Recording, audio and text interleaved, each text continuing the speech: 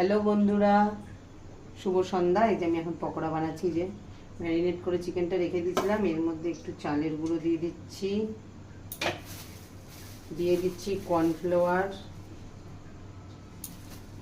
দিয়ে দিচ্ছি কুচানো পেঁয়াজ, লঙ্কা আর ধনেপাতা। তোমাদের আজকে ম্যারিনেটটা করা দেখালাম না, অন্যদিন দেখাবো।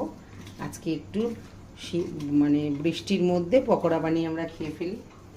তোমরা যে যেভাবে কমেন্ট করে জানিও। দেখো এখন আমি ভাজবো। দেখো কালারটা কেমন এসছে পকোড়ার, জানো? এই দেখো মাংসের পিসগুলো দেখো। এটা বোনলেস চিকেন আমি নিয়ে এসেছিলাম 250 গ্রাম, ম্যারিনেট করে রেখে দিয়েছি। এইবার আমি এটাকে বানাবো।